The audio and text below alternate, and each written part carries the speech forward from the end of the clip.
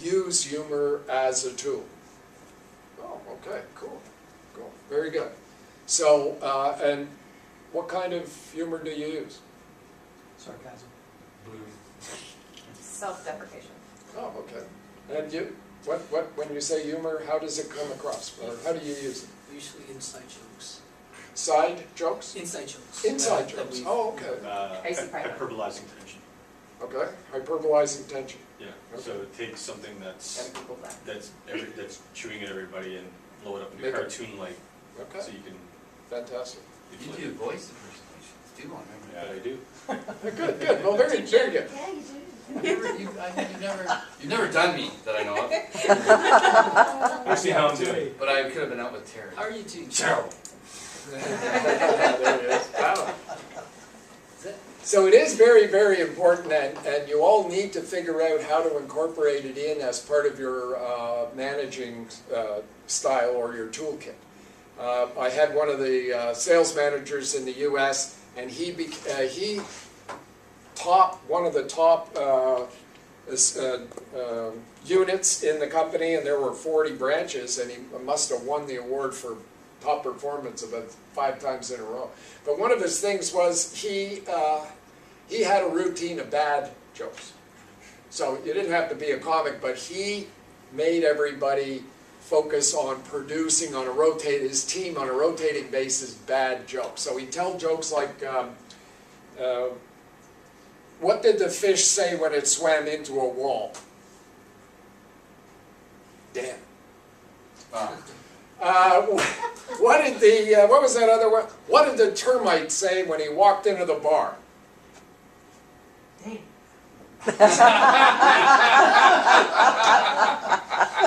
Is the bartender here? So he had a litany of these. He had a litany of these. And so I got my grandson into it, and he said, "Oh, I've got one you could tell your adult classes," as he called them. He said, "What did the 0 say to the 8? Damn. What did the 0 say to the 8? Nice belt." No. So it's 8-year-olds. So the idea of absolutely changing the chemistry. All of you are smiling. The chemistry in your body changes even though it's unconscious. So it's amazingly important, especially when you're going through tough challenges, as you said, the crunch comes and so on. Keeping that mood up is productive. It is a productive reality because the chemistry changes. And when they're worried, when they're fearful, what happens, and the brain researchers show us this, your brain becomes less flexible. You're less likely to come up with creative ideas, alternatives. You start narrowing your focus because you're worried and you're fearful, and it limits what you're capable of doing. You're almost on survival mode brain-wise. So it really has a performance impact to have your team in an upbeat mood. So the 3 conversations are: 1, you need to be having positive conversations around the team in the team meeting, okay? And part of it is humor. But another part is rational optimism. You have to be able to show, and I got people saying, I made a presentation when the economy really was down. A lot of the media, unlike of course your media, but most media thrives on negativity. It drives everything, right? So your sales reps are reading and hearing about the economy, mostly what's going on in Europe or the US, and holy geez, and their clients are also reading the negative media saying, I don't know if we want to expand our investment with you, I'm worried about what's going on in here. Now, the idea is that you need to develop focuses that show the positives that are going on in our reality, in our economy. We've got an enormously healthy economy in Canada.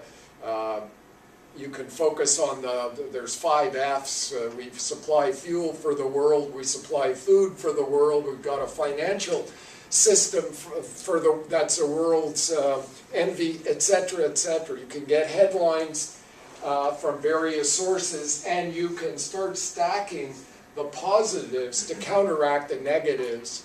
And the reason for that is they go to talk to a client. If they're filled with negative ideas, the client starts being negative, they almost commiserate with them. Oh yeah, I guess you're right. No, you know? And they come back and say, well, no, I didn't close the deal. Why? Well, you know, the economy is so bad, and you know, the client's very nervous, and you've got to have your team not just in a positive mode, but they've got to be rationally optimistic. They've got to have good reasons for being optimistic, and you can give them to them if you focus in on that area. The third conversation, the conversation with their clients, the conversation you have around the sales team, but the third one is what they're saying to themselves. And self-talk is an enormously powerful tool. We all do it all day long. When you say thinking, what you're saying is, this is how I talk to myself, I'm thinking, but you're running this dialogue. And optimism is all about how you interpret the situation to yourself, okay? And just a thumbnail sketch, optimists, they see any negativity as momentary and not personal.